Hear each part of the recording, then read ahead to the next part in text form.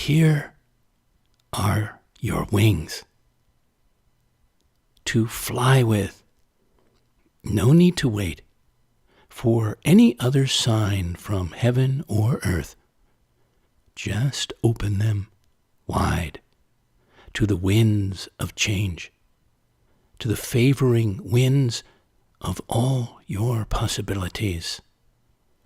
Off you go.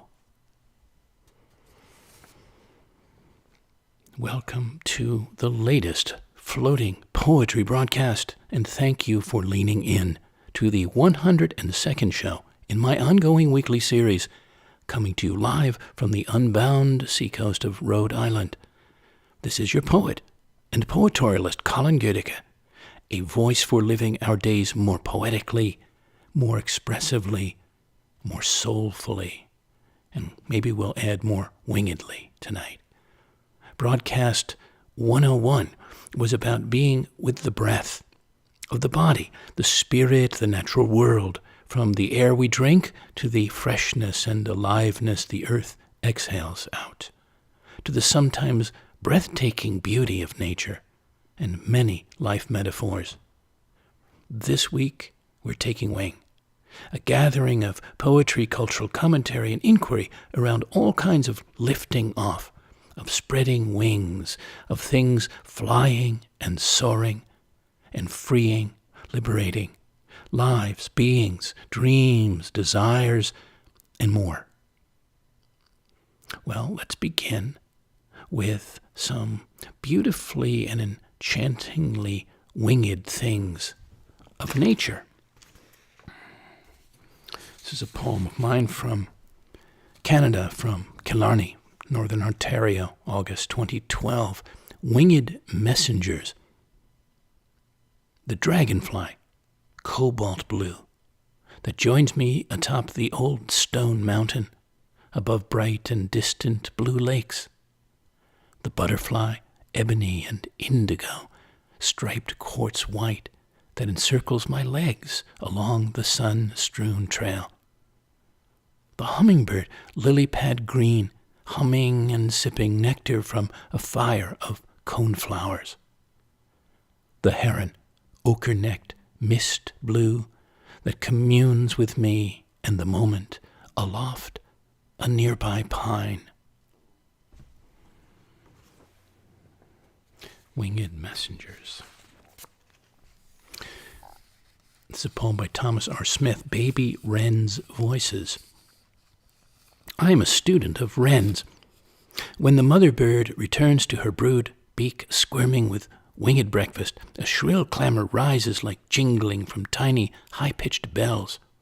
Who'd have guessed such a small house contains so many voices? The sound they make is the pure sound of life's hunger. Who hangs our house in the world's branches and listens when we sing from our hunger? Because I love best those songs that shake the house of the singer. I am a student of wrens. Thank you, Thomas R. Smith. Beth Ann Fennelly's poem, A Wing and a Prayer.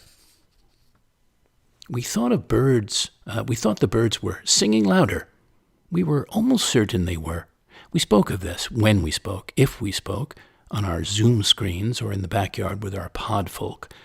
Dang, you hear those birds? Don't they sound loud? We shouted to the neighbor, and from behind her mask, she agreed. The birds are louder this spring, this summer. I've never heard such loud birds. Listen to them sing. But the birds aren't singing louder. In fact, the opposite.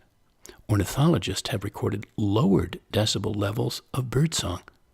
In the absence of noise pollution, our planes overhead, our cars rushing past with their motors and horns, our bars leaking music onto the street corners, the birds don't need to shout.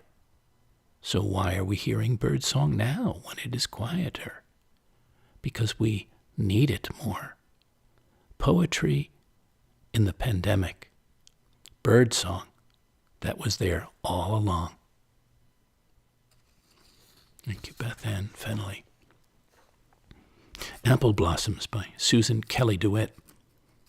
One evening in winter, when nothing has been enough, when the days are too short, The nights too long and cheerless, the secret and docile buds of the apple blossoms begin their quick ascent to light. Night after interminable night, the sugars pucker and swell into green slips, green silks.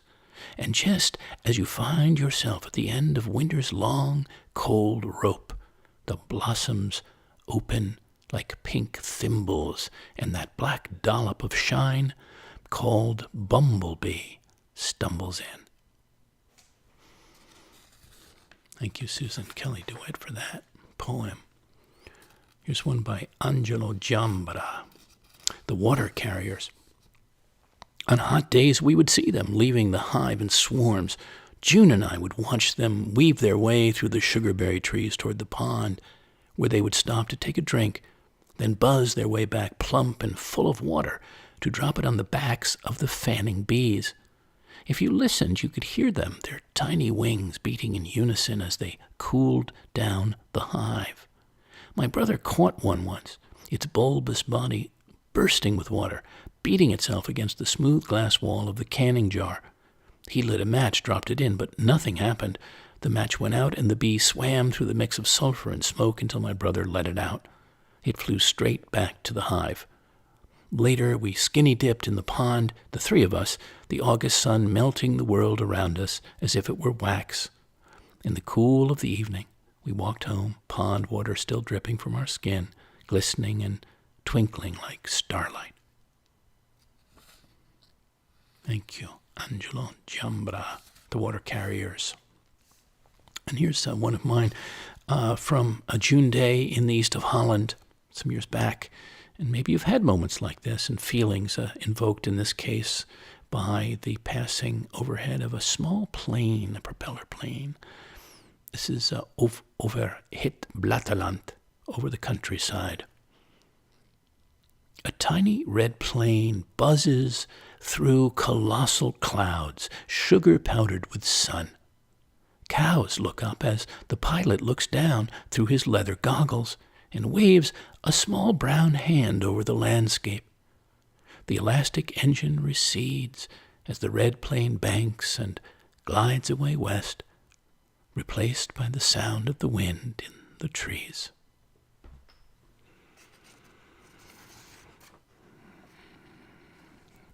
Leonardo da Vinci said, "Once you have tasted flight, you will forever walk the earth with your eyes turned skyward, for there you have been, and there you will always long to return." Leonardo da Vinci. And the poet Hafez, run, my dear, from anything that may not strengthen your precious budding wings. Thank you, Hafez. That's wisdom. Would you agree? To never let our wings be weakened or clipped in any way by anyone or anything, ever. Well, I have a few questions for you as we dip further in, dear listeners, as we enter this place of winging and taking wing in different forms. Is there somewhere in the world you'd like to take wing to literally, geographically, right now, if you could? If so, where would that be? And what's the allure of that place? What are your most memorable experiences of flight? Maybe yourself in flight of actual or imagined or dreamt kind. Nothing better than flying dreams, I can tell you that for my sake. Or witnessing some beautiful animal or other creature or things flying. Maybe some of the kinds that I read about a couple of poems ago. Is there a different kind of life or living you'd like to have? When in the past did you feel you really spread your wings of desire or self or voice or adventure? How spread are they these days? Is there a part of your life ready for a great liftoff or some big liberation as we speak? If so, I hope you're going to leap your branch. We may not see our wings, my friends, but we all have them. We all can use them to fly in so many ways. This is a poem called Being at Liberty, apropos. Being at liberty. Living in a state of superfluidity. The gift, grail, remarkability to be wholly your own man or woman, to choose the flow you desire to go with, to dance footloose, freestyle in any direction of desire, to know and feel what it is to be entirely at liberty in your body and spirit on this daily planet. Without real liberty, dear listeners, where are we? So I encourage us all, you and all of us, to test these waters. On the First Day She Made Birds, a poem by Diana Garcia. He asked me if I had a choice, what kind of bird would I choose to be? I know what he thought I'd say, since he tried to end my sentences half the time anyway. Something exotic, he thought. He thought maybe macaw. That would fit all loud-mouthed and primary-colored, he would think. He thinks too much, I always thought. But really, at heart, I'm more, don't laugh now, an LBJ, little brown job, except I'm not the flit from branch to branch type. Such a waste of energy, all that wing flap and scritch, scratch. Really now, can you see me seed pod clamped between my beak like some landowner? Havana cigar clenched between his teeth? No, I think not. I think green heron. You ask why? Personality mainly. That hunched look, wings tucked to neck, waiting in the sun on a wide slab of rock alongside a slow river like some old man up from a bad night's dream where he's seen his coffin, and you say to him, have a nice day, and he says, make me. Oh, you want looks? I'll give you looks. Long olive green feathers, a trace of iridescence. I could stand going out, iridescent, chestnut sides and head, a black crown, yes, a crown, something regal to flash when you get too close. Dark bill, bright yellow legs, and that creamy streak down my throat and pecs. Good, not great, but good pecs. Just enough for a quick hop to the next. The best part, no sexual dimorphism, male, female, both alike. Endless possibilities. Thank you, Diana Garcia. A brush of yellow from my once Walden Pond in the New Jersey countryside. Kitchell Pond, Convent Station, New Jersey, May 2017. A brush of yellow, a hatch of red, a wash of blue, goldfinch, blackbird, heron. Near sunset, around the pond, all soft, air, wings, light, song. Back in the autumn of 1992, I was hiking in Crested Butte, Colorado, and I was visited by different things, but not least by a hawk. And I've had many experiences over the decades of hawks circling over me, actually very recently, just some days ago, or appearing very close to me, taking me in, me, them. And I take them, as I did in that other poem, as winged messengers of some kind, with some kinds of, as totem birds. This is Mountain Song. A young coyote cries from the woods, while pale-faced cows gloat in the valley below. Above, the circling hawk is silent. Water burbles over smooth rocks, mixing with snake-rustled dry grass. Harmony.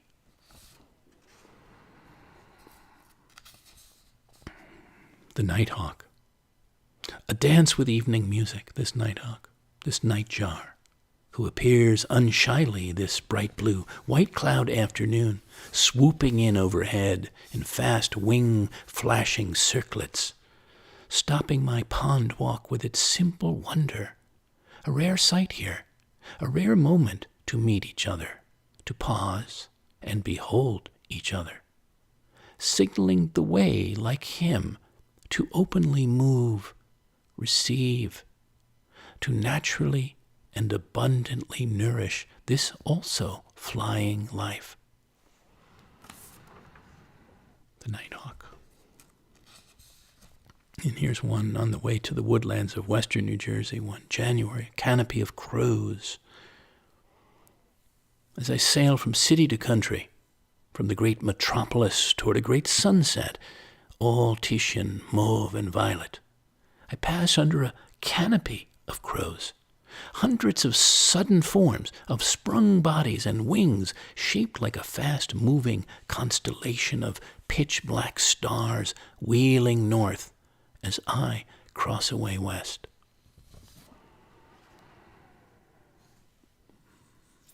All these thoughts of birds and their beauty, their,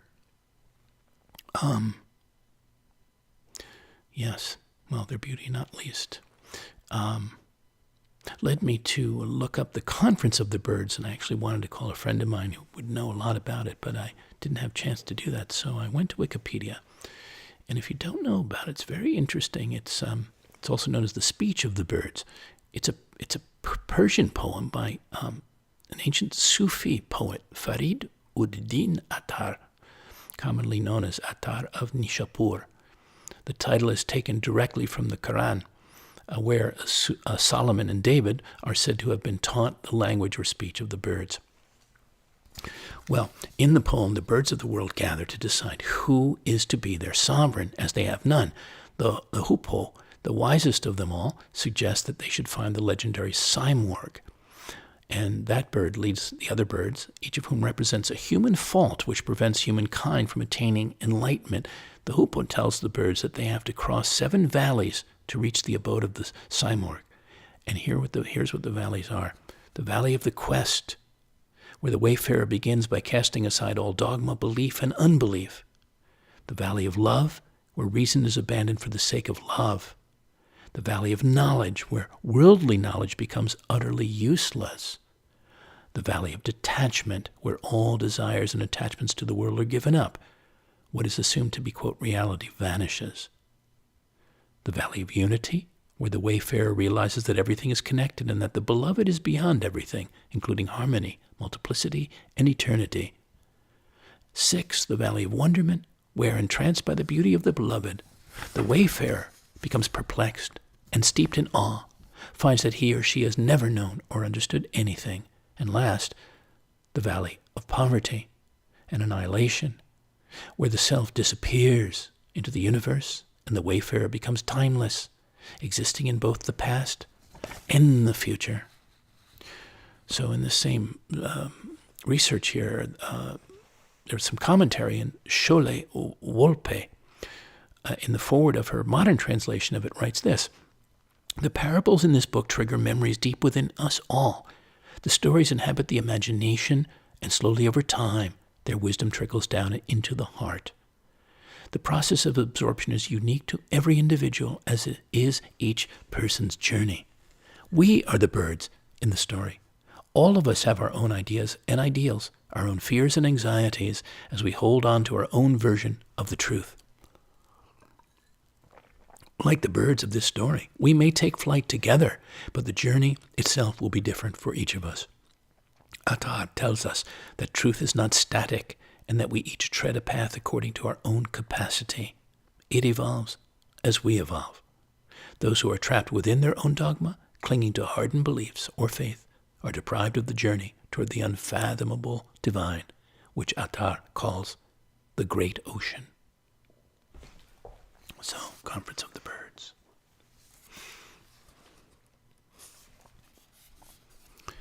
William Butler Yeats' wonderful poem, The Lake Isle of Innisfree. "I will arise and go now, and go to Innisfree, and a small cabin build there, of clay and wattles made.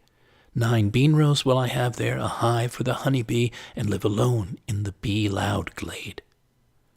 And I shall have some peace there, for peace comes dropping slow, dropping from the vales of the morning to where the cricket sings. There midnight's all a glimmer, and noon a purple glow, and evening full of the linnet's wings.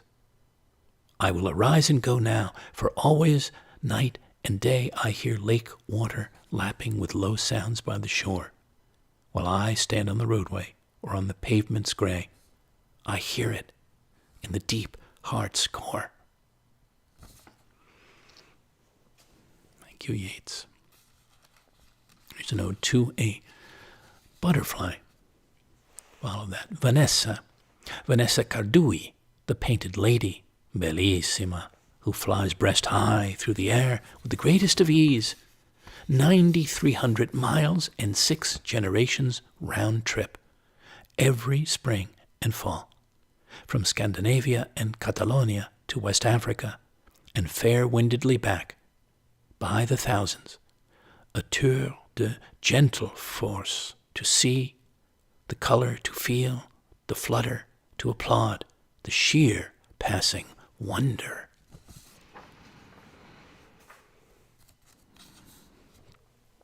And the butterfly chaser loves the chase, but not like Nabokov, that catch.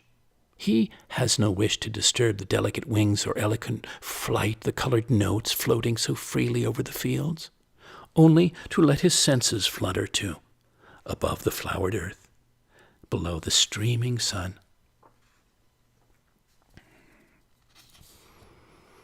I read a Thomas R. Smith poem earlier, and I actually have another one that I had wanted to read another show, but it actually fits in, I think, very well here. It's The Paper Boy. My route lassoes the outskirts, the reclusive, the elderly, the rural, the poor who clan in their tar paper islands, the old ginseng hunter Albert Harm who strings the, quote, crow's foot to dry over his wood stove. Shy eyes of fenced-in horses follow me down the rutted dirt road. At dusk I pedal past white birches, breathe the smoke of spring chimneys, my heart working uphill toward someone hungry for word from the world. I am Mercury, bearing news, my wings a single-speed maroon Schwinn bike. I sear my bright path through the twilight to the sick, the housebound, the lonely. Messages delivered, wire basket empty, I part the blue darkness toward supper, confident I've earned this day's appetite, stronger knowing I'll be needed tomorrow. Thank you again, Thomas Smith.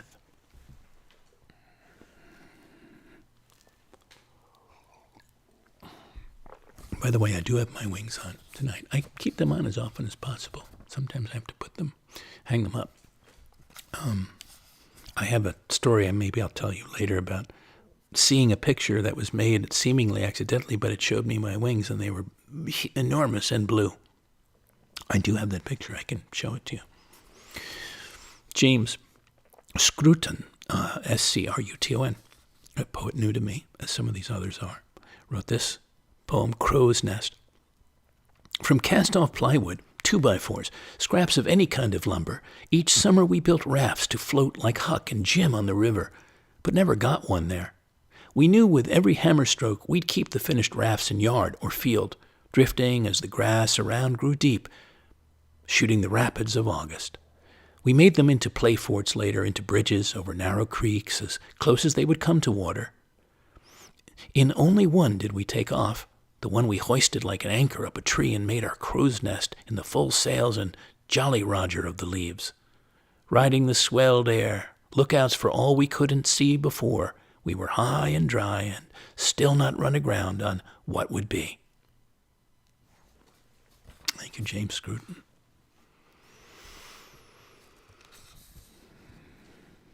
One spring night, I was deeply attuned to the sound of certain wings.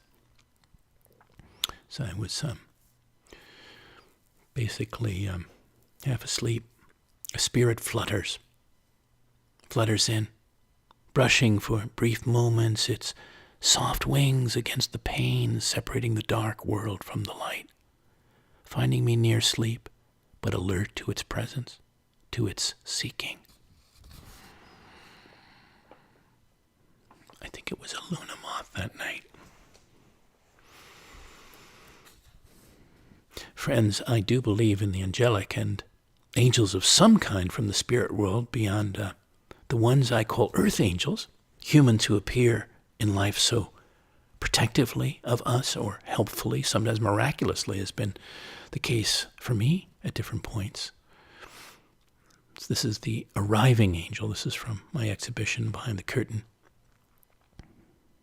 The arriving angel hears you in the dark night of your soul, in your doubting, in your fearing, unknowing, is here for you, has arrived to guide and protect you, enfold you, affirm you in the safety and epiphany of their heavenly wings. The arriving angel. Call upon them as needed. I have. They do appear in a way. Well, this that made me think of the film, which you may or may not know of, Wings of Desire, Wim Wenders' film. And this is just a squib from Criterion.com. It was a beautiful version of that, or rendition of that film. Wings of Desire is one of cinema's loveliest city symphonies. Bruno Ganz is Damiel, an angel perched atop buildings high over Berlin, who can hear the thoughts, fears, hopes, dreams of all the people living below. But when he falls in love with a beautiful trapeze artist, he's willing to give up his immortality and come back to Earth to be with her. Made not long before the fall of the Berlin Wall, the stunning tapestry of sounds and images, shot in black and white and color by the legendary Henri Alecan, is movie poetry, and it forever made the name Wim Wenders synonymous with film art. Wings of Desire. If you've never seen it, it's captivating, it's memorable, it's beautiful, it's definitely soulful.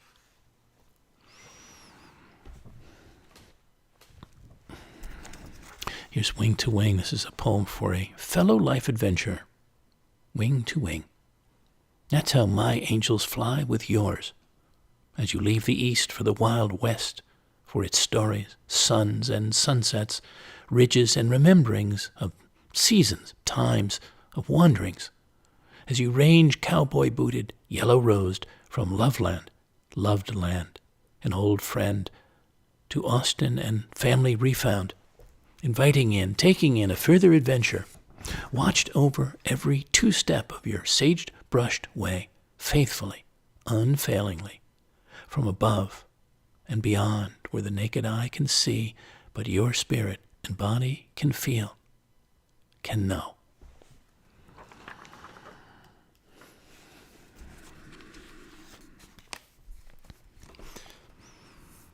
No surprise to me, those of you who have been listening to other shows or know me,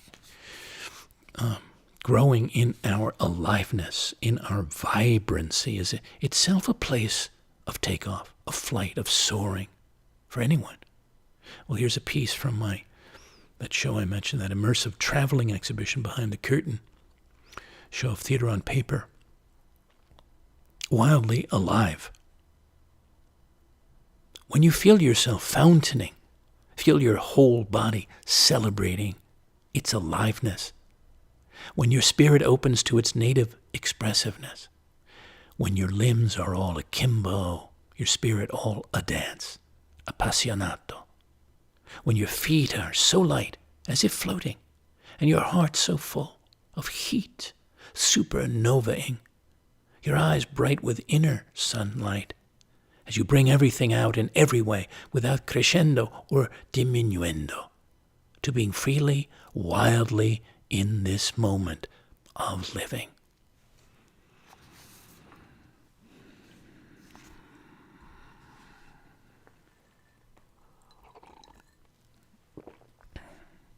For a new beginning. It's a poem of blessing by the Irish philosopher poet John O'Donoghue, and I'd like to give it to you and all of us today. In out-of-the-way places of the heart, where your thoughts never think to wander, this beginning has been quietly forming, waiting until you were ready to emerge. For a long time it has watched your desire, feeling the emptiness growing inside you, noticing how you willed yourself on, still unable to leave what you had outgrown. It watched you play with the seduction of safety and the gray promises that sameness whispered, heard the waves of turmoil rise and relent, wondered, would you always live like this? Then the delight, when your courage kindled, and out you stepped onto new ground, your eyes young again with energy and dream, a path of plenitude opening before you. Though your destination is not yet clear, you can trust the promise of this opening. Unfurl yourself into the grace of beginning that is at one with your life's desire. Awaken your spirit to adventure. Hold nothing back. Learn to find ease in risk. Soon you will be home in a new rhythm, for your soul senses the world that awaits you. Thank you, John O'Donohue, for that blessing, that beautiful blessing. J.M. Barrie, the author of Peter Pan, said, "The moment you doubt whether you can fly, you cease forever to be able to do it." So remember, friends, remember, you have wings. Your hands are wings. Your hands. And your feet are wings. Yes. And your eyes, those lips, wings. That heart, too, has wings. It, all of you, can fly. Jack Underwood, instead of bad news about a person I love, I got a letter through the post decreeing my sainthood. Beatified, I sat down because this was big news for me. Bless the television, bless this chair of 4 wooden legs. I felt like calling my parents, but thought in a saintly way to do so would be immodest. So instead I opened the curtains. Rain was washing everything that seemed in need of washing. A bird landed on a bush and shook water from its wings, and I closed my eyes briefly, acknowledging its small, hard-working soul, like a microchip destined for heaven. The cat came in, little devil, and I forgave her, touching under her chin, sweet child. We watched the news together and reflected that this was how the world churns its butter of beginnings and endings in front of the sun. What good, I wondered laterally, might befall an ancient tree today? Perhaps merely nothing much. Perhaps a tree will carry on just as it was. What minerals will develop unseen in the earth, deep beneath a human tragedy? Some minerals, some salty, bright minerals in the dark. I spent that morning cutting white paper into triangles. I spent that afternoon staring at my bits, enamored. I spent that evening clapping loudly in the garden, and come bedtime, I was ready to write my long email to the President of the United States of America. Thank you, Jack Underwood. Everyone Sang is a poem by the World War I poet from the war, from the trenches, which to me makes it all the more poignant. Siegfried Sassoon, Sassoon. Everyone suddenly burst out singing, and I was filled with such delight as prisoned birds must find in freedom, winging wildly across the white orchards and dark green fields, on, and out of sight. Everyone's voice was suddenly lifted, and beauty came like the setting sun.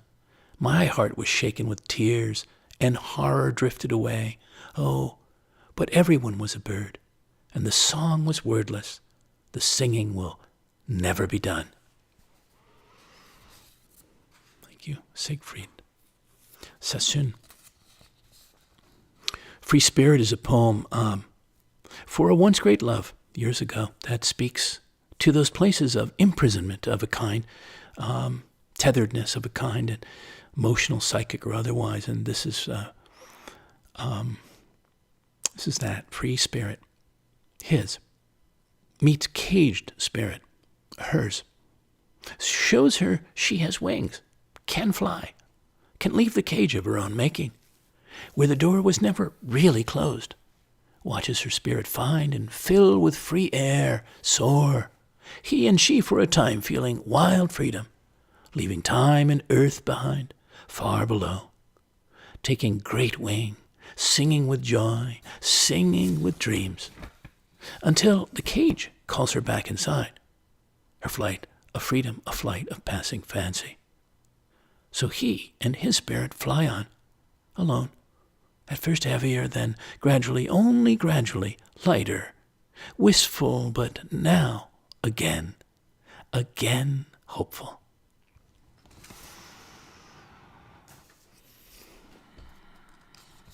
So when we think of times we or another had a chance to take wing with us, or some life flight we might have gone on, what does that bring up?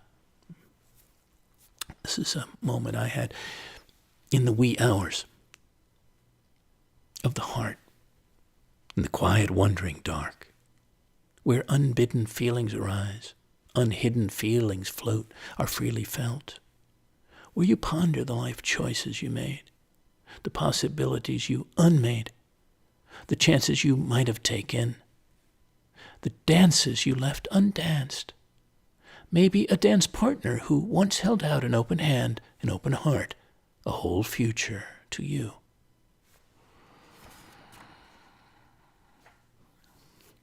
The poet Rumi had these words hundreds of years back in time. Open the window in the center of your chest and let the spirits fly in and out. So, my friends, will you? Will you? Naya Rivera said, butterflies can't see their wings. They can't see how truly beautiful they are, but everyone else can. People are like that as well. This is becoming a butterfly. Brightly colored, abundantly winged, lighter than air. To become one, you must climb out of your chrysalis, out of your carapace, your unmetamorphosed self. Discover, then enter your newer, truer form, and fly off, fly forth, flutter freely into the wider, wilder world.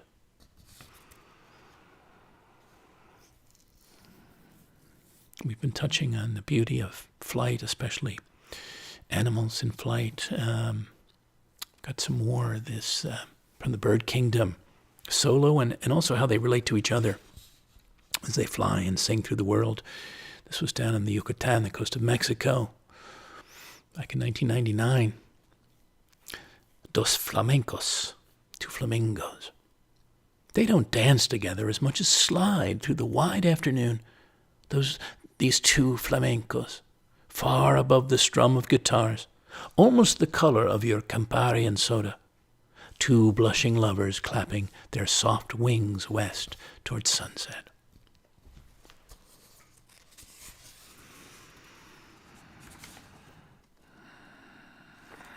Mary Oliver, Mockingbirds.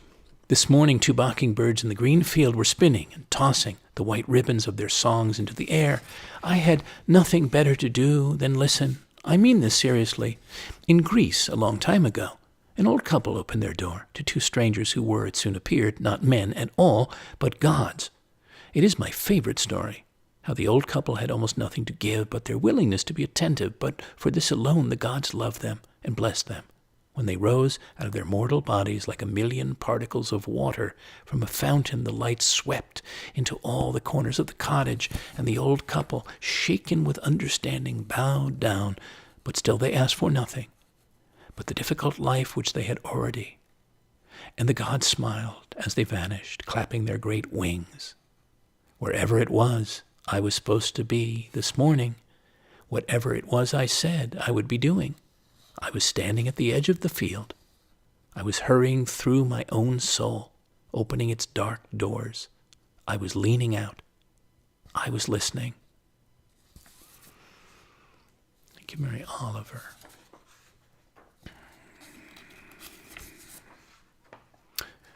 Well, let's come back more to the point of opening our wings and flying as we can. Kurt Vonnegut said, we have to constantly be jumping off cliffs and developing our wings on the way down. That led me to think of the classic myth of Icarus and of Seth Godin's book, The Icarus Deception, How High Will You Fly? This is a review from Goodreads. In his most inspiring book yet, this was some years back, he challenges readers to find the courage to treat their work as a form of art. Everyone knows that Icarus's father made him wings and told him not to fly too close to the sun, but he ignored that warning and plunged to his doom. We've retold this myth, and many others like it, to generations of kids. All these stories have the same lesson. Play it safe. Obey your parents. Listen to the experts. It was the perfect propaganda for the industrial economy. What boss wouldn't want employees to believe that obedience and conformity are the keys to success? But there's another part of the myth that those in power hope you'll forget. Icarus was also warned not to fly too low, because seawater would ruin the lift in his wings. Flying too low is even more dangerous than flying too high because it feels deceptively safe. The safety zone has moved. The propaganda has been exposed, and the old promises have been broken. Conformity no longer leads to comfort, but the good news is that creativity is scarce and more valuable than ever. So is choosing to do something unpredictable and brave. Make art. Being an artist isn't a genetic disposition or a specific talent. It's an attitude we can all adopt. It's a hunger to seize new ground, make connections, and work without a map. If you do those things, you're an artist, no matter what it says on your business card. Seth Godin, The Icarus Deception. Things that can fly, that can travel through the atmosphere or beyond it without touching the earth. Birds and hot air balloons, clouds and butterflies, zeppelins, rockets, long-tailed comets, and you, who have a natural buoyancy, a lighter-than-air quality that enables you to defy all usual gravity and lift off, to fly, take flight on the wings of big dreams, heart desires, and offers to marvel at and be moved to their own flight, others, by seeing that such things are possible.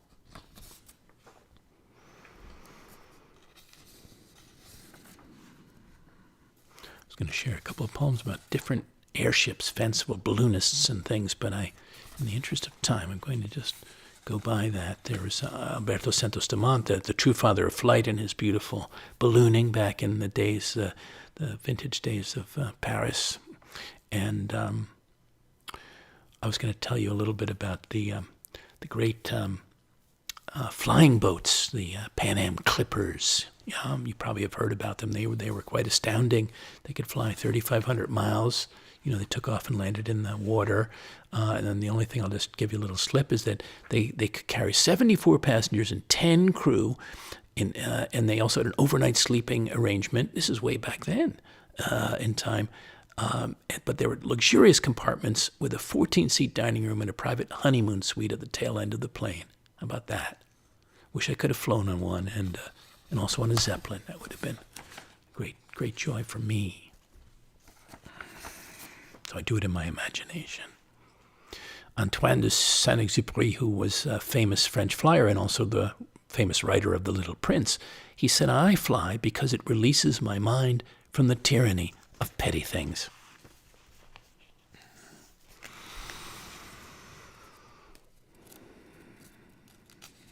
The piece of Wild Things by Wendell Berry, a poem you may know, speaks to a place of ease and freeness we can go to no matter what the roilings of life or the world are. He wrote this in 1985. When despair grows in me and I wake in the night at the least sound in fear of what my life and my children's lives may be, I go and lie down where the wood drake rests in his beauty on the water and the great heron feeds. I come into the peace of wild things who do not tax their lives with forethought of grief. I come into the presence of still water, and I feel above me the day-blind stars waiting for their light. For a time I rest in the grace of the world and am free. Thank you, Wendell Berry.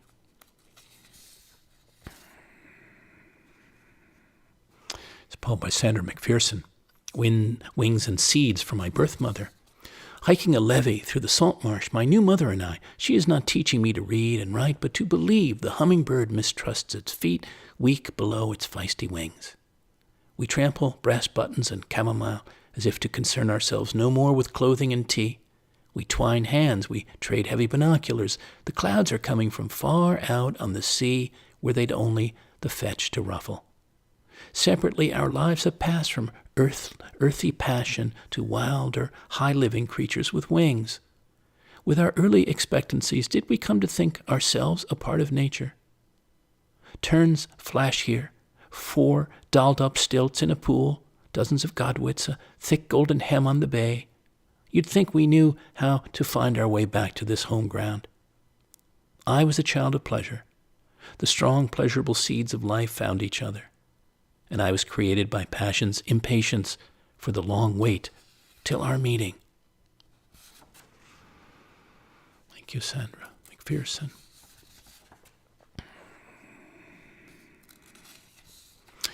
We can take wing in our hopes. Yes, for our lives, for others' lives, for our world, for our precious earth.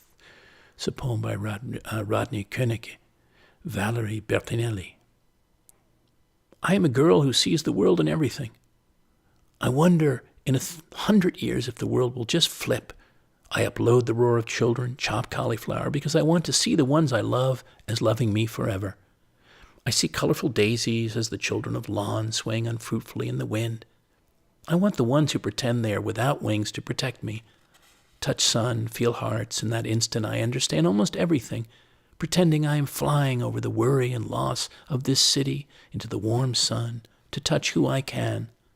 I worry, making canapes over the sink, that nothing will be easy, ever, if all of this is happening for reasons. That family is my family, crying out in pain, thin daisies bent flat in a summer wind. I understand that almost when they cry, why, nothing is easy in this world with its reasons. I pretend I am without wings to protect me. I dream one day of a city that's at peace. I see something good that is in everyone. In 100 years, I wonder, will the world just flip? Thank you, Rodney Goedecke. And I'd say we can appreciate, I certainly do, the daily flight of our bodies through life in whatever form we have them, and sometimes, of course, through the experience of sport, sometimes quite magnificently in sport, or like my soul sister Rachel Menard in her skydiving. This was a piece of mine from the Poetorial Peace Ability from the Pyeongchang 2018 Winter Olympic Games. Winter of 2018, yeah. In praise of bodies that can fly through winter skies, that can take off and land without wings, hurtle at remarkable speeds down rural mountainsides, become works of art in white space, bodies that can dance miraculously on water, race and match fluidly over scapes of crystallized water, can glide with all grace, tracing agile ways through forests and fields of moving targets, bodies that can shine with burning spirit, purpose, passion, beyond color, culture, nation.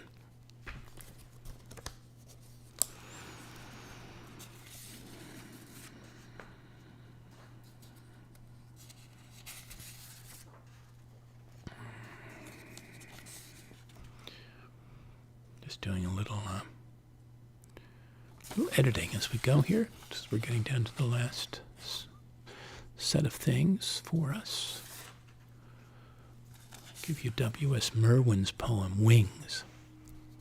Among my friends here is an old man named for the first glimpse of light before daybreak. He teaches flying, that is to say, he is able to fly himself and has taught others to fly, and for them it is their only treasure. But he has not taught me, though I dream of flying. I fly in dreams, but when I see him, he tells me of plants he has saved for me and where they came from, a new one each time. They have leaves like wings, like many wings, some with wings like whole flocks, but they never fly, he says, or almost never, though there are some that can and do, and when they do, it is their only treasure, he says, that if he taught me now to fly, it would be one treasure among others, just one among others, is what he says, and he will wait, he tells me.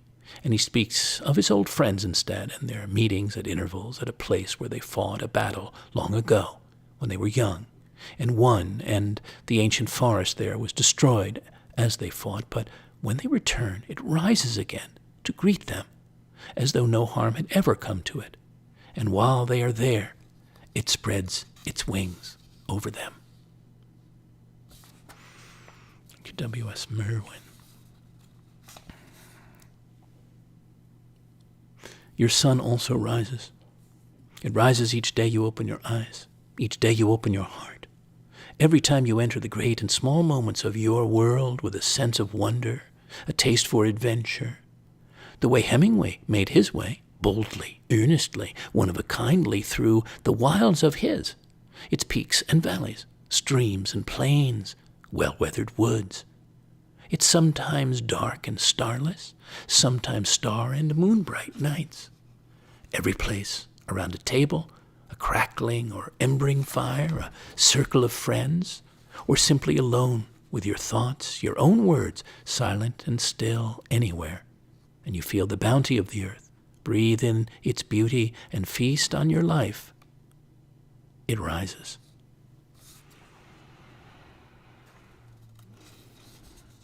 Linda Hogan's poem, The Sandhills. The language of cranes, we once were told, is the wind.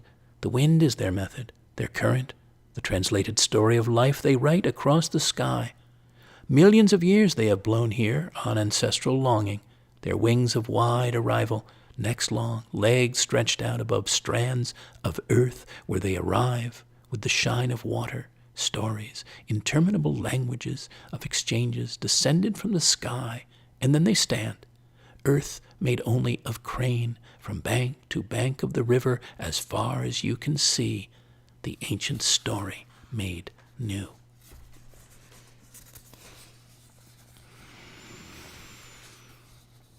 The birds are singing their notes, faithfully, mellifluously, over thousands of years, nightingales to orioles, robins to wrens, into the ears and hearts of ancient Greeks and Mayans, emperors and farmers, explorers and lovers, infants, poets, across a world of forests and fields, marshes and mountains, gardens, ocean sides, still, joyously singing. I'd like to read the Joyce Sutphin poem as we wind toward near close. Also, as I just had a birthday yesterday, so it's sort of entwined with that and this. She says, everyone will go on celebrating the old birthday, counting the years as usual, but I will count myself new from this inception, this imprint of my own desire. The second half of my life will be wide-eyed, fingers shifting through fine sands, arms loose at my sides, wandering feet. There will be new dreams every night, and the drapes will never be closed. I will toss my string of keys into a deep well and old letters into the grate. The second half of my life will be ice breaking up on the river, rain soaking the fields, a hand held out, a fire, and smoke going upward, always up. Thank you, Joyce Sutphin. Dan Gerber, often I imagine the earth.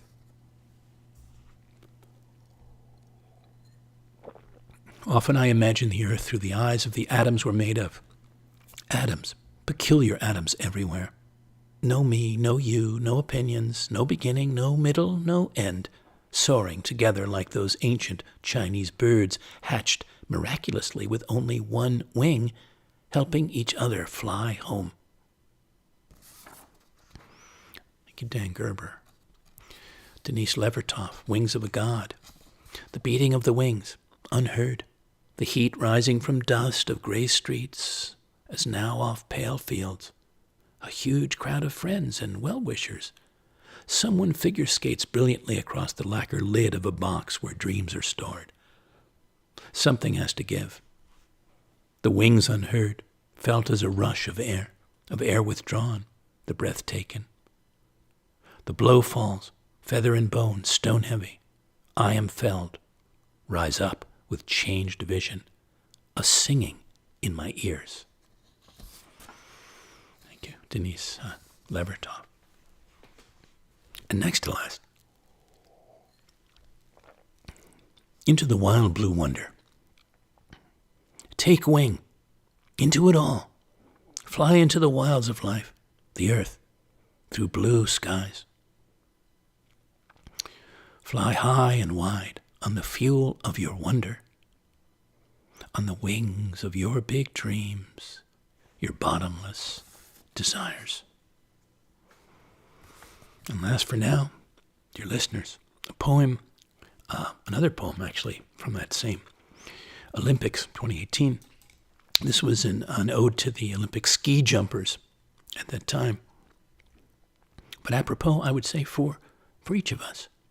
It's called Taking Off. Between takeoff and landing, the wending of a good journey, one measured, best treasured by how distantly and eloquently you traveled, from your flight into space and all its unknowns, to how deeply you leaned into your rare human form of flying. Thank you again for leaning in, floating and feeling in, and for all your shared compliments and sentiments that you send my way. If you'd like to express your thanks for this show or an earlier one or all of them with a donation, thank you.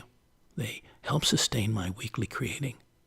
You can contribute by Venmo to fivefold@pipeline.com or by PayPal or directly through my site, thepoetorialist.com, and the Donate tab. Or simply by mail to me at P.O. Box 1032, Westerly, Rhode Island, 02891. Patrons open to hosting me as a working artist, a poet in residence, on a given property for a given time, late this spring or summer or fall, to create a new flight of poetic art and dedicate it to you. Reach out and we can discuss the possibilities.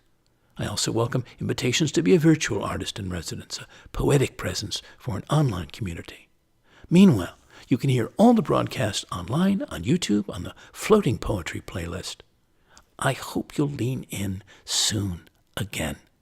Until then, my dear listeners, here's to taking wing, soaring, in any and all forms you can or desire to, in heart, spirit, mind, life, to spreading your wings widely and daily, to finding, feeling, entering every place of freeness, lighterness you can. Goodbye for now, and good spirits.